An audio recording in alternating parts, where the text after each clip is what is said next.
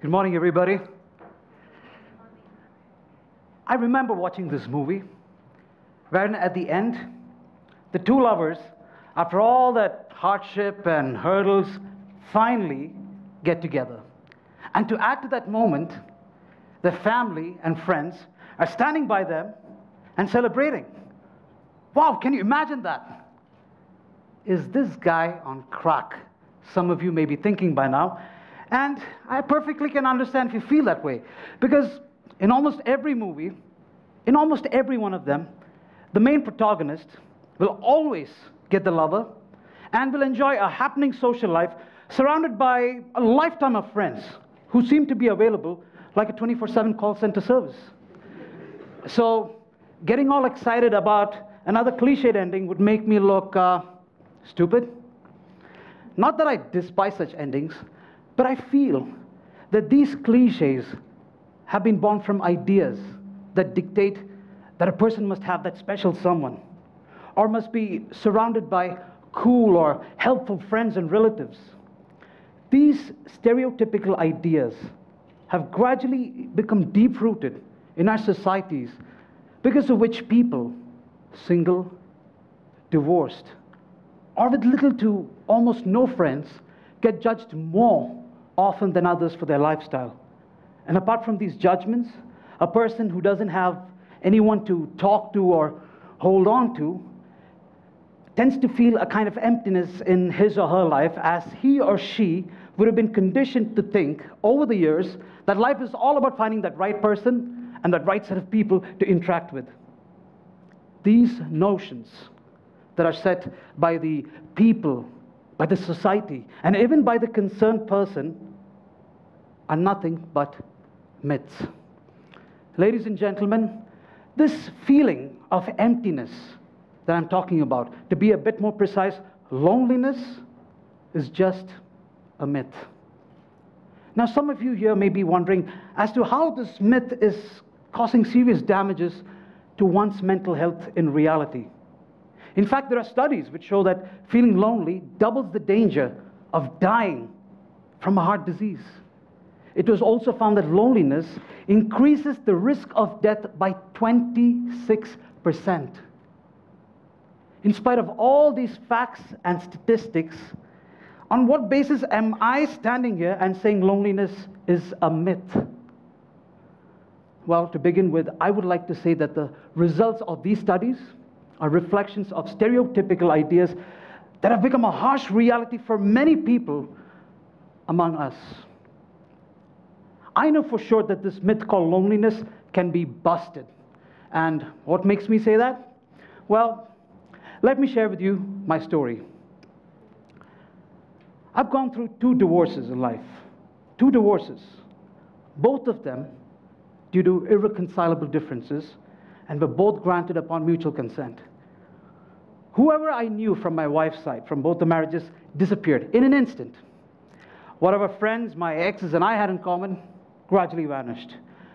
My parents moved back to their hometown after my dad's retirement, and the city that I was living in, all this while, started to give me this feeling of unfamiliarity. My friends by then were married, and most of them had little children, and due to the change in lifestyle and priorities, we would hardly meet. But whenever we met, I would feel like a fish out of water, because I was not able to relate to their concerns and even some of their conversations. And whenever I met someone new, the first question they would ask is, okay, so where's your family? Followed by, acha, so when are you getting married now? Sadly, these situations only accentuated my feelings of being left out by the crowd. But the icing on the cake was the office that I was working in.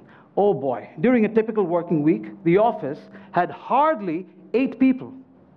Apart from work, there were barely any other interactions among the colleagues, and even if there were any, it would be a good morning and sometimes a bye. Don't get me wrong, I'm not complaining, I'm not playing the victim here. All I'm saying is I was one of the loneliest guys you could ever think of on the face of this planet.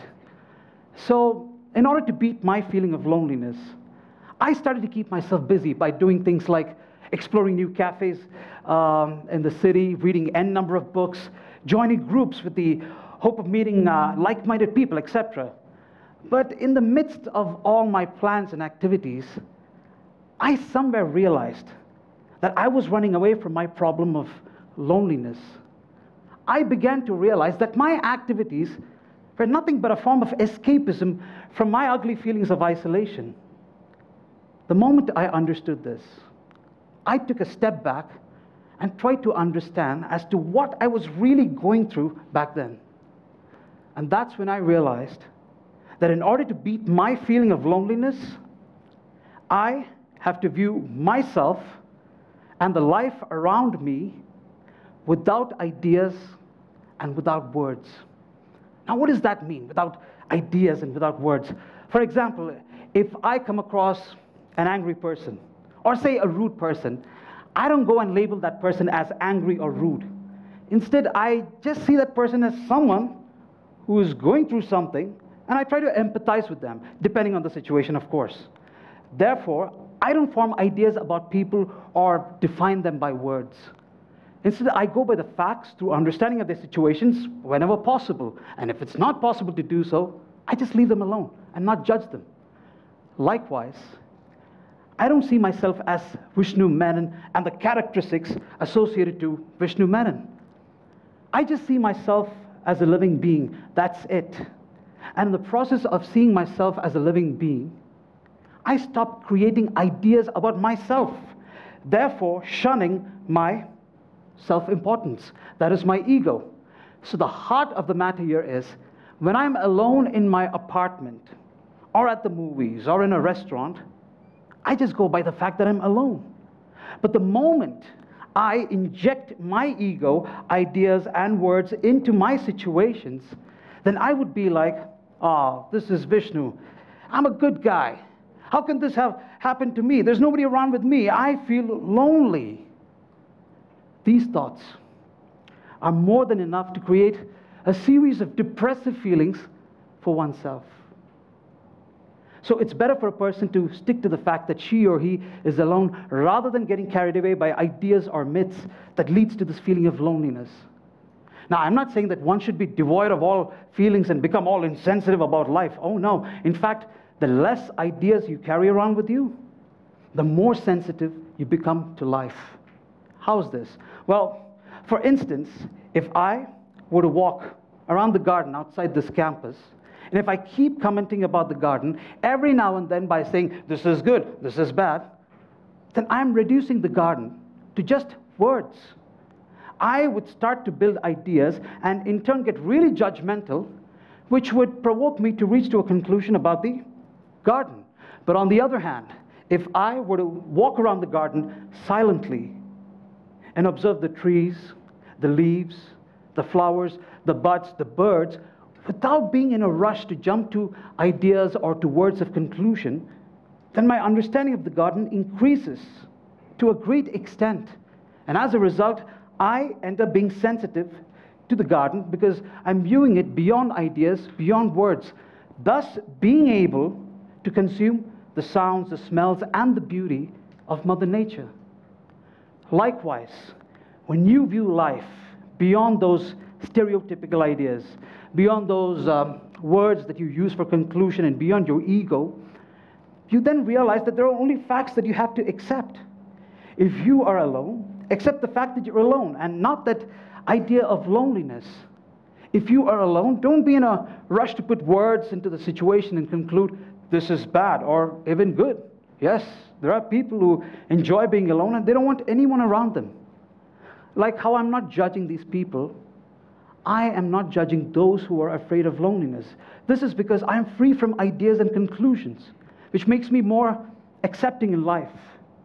And ladies and gentlemen, the more you become accepting in life, the more you understand what life really is. And just like being sensitive to the beauty of the garden out there, you, in turn, become sensitive to the beauty of life. Nowadays, when I come across newlyweds or families, or when people ask me the questions that my age demands, I don't get annoyed like I used to. But this is because I'm seeing them beyond their marital status, beyond their family status, and beyond those questions. I'm seeing people without those ideas and words, and as a result, I don't feel left out like I used to whenever I'm around them. So I eventually found that loneliness is just a myth, and that feeling can be eliminated completely if one is willing to view life without ideas and words, and in turn accept people and situations as they are, no matter how heartbroken one is or how poor one's social life may be. But unfortunately, as you and I know, not many are accepting when things go downhill in their lives.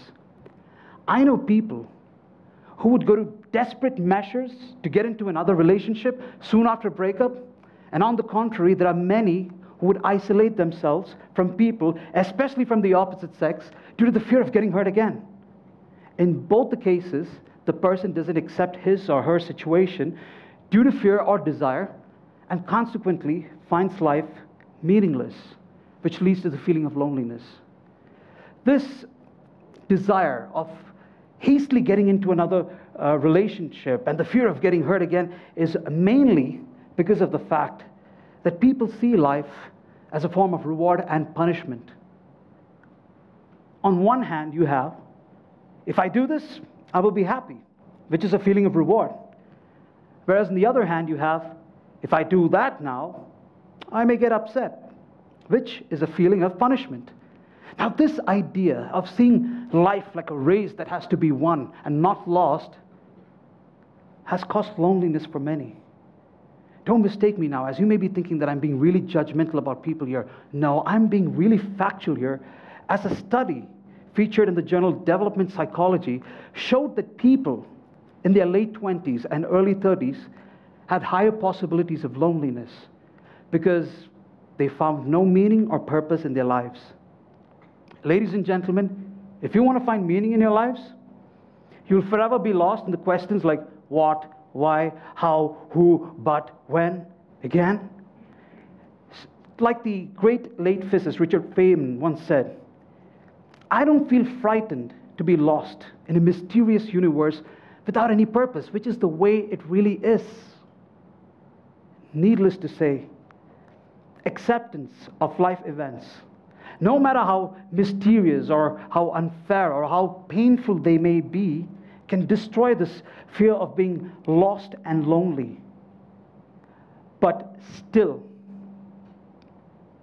I just cannot ignore the fact that there are millions of people out in the world for whom this myth called loneliness have become a harsh reality. And the reason why this is happening is because very little is done, especially in our country, to educate people about combating loneliness. Ever since my second divorce, I have been conducting mental health awareness programs for educational institutes, for corporates, and for the general public across India. And since I do research in my related field, I come across some really disturbing statistics about the mental health scenario here in our country. India currently spends 0.06% of its health budget on mental health. 0.06%, that's like even less than the number one. According to the study by NIMHANS, a well-known institute for mental health in Bangalore, that study has revealed that there are only 4,000 trained doctors for mental health for the whole of India. Just imagine, 4,000 counselors for over 1.3 billion people in the country. These extremely low and shocking figures are due to multiple factors like the social stigma around visiting a counselor or taking treatment for mental health issues. Here again, sadly, we have stereotypical ideas and egos coming into the picture.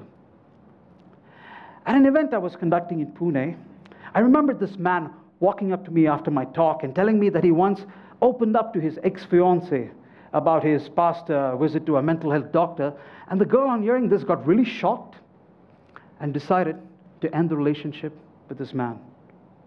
I even know a case, true story, wherein a girl shared her past childhood experience of visiting a counselor to her husband, and the husband, on hearing this, got concerned for his wife and went over to his in-laws' place to understand his wife's past. But the family fretfully denied their girl's visit to the counselor. These are the reasons why many people who feel lonely and depressed don't readily admit that they're feeling so. And as a result, this myth of loneliness gets stronger, and loneliness is now becoming a silent epidemic in our country. Apart from our youth, this feeling of loneliness is sadly common among our senior citizens as well. As per the survey conducted by the Age Well Foundation in 2017, 47.49% of the elderly people in India were reported to be suffering from loneliness. 47.49%. That's almost half the population of the senior citizens in the country.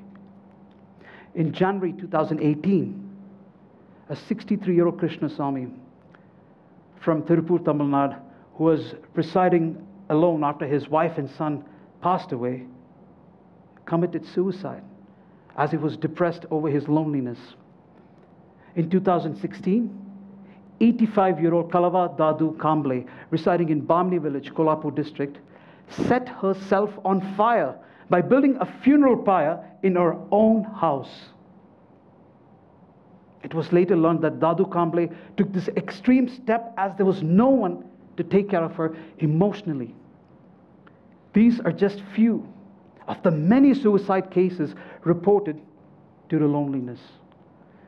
With due respect and utmost empathy for the people who have suffered or who are suffering in the name of loneliness, I would like to once again say that its pain and complications are born from our ideas of self-importance, preconceived notions, and non-acceptance of situations.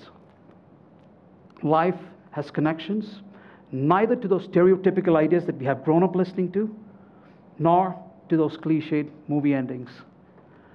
Life is just a four-letter word, and is supposed to be viewed as it is, with no ideas and with no words of conclusion. So with that understanding, ladies and gentlemen, let us all together bust this myth called loneliness.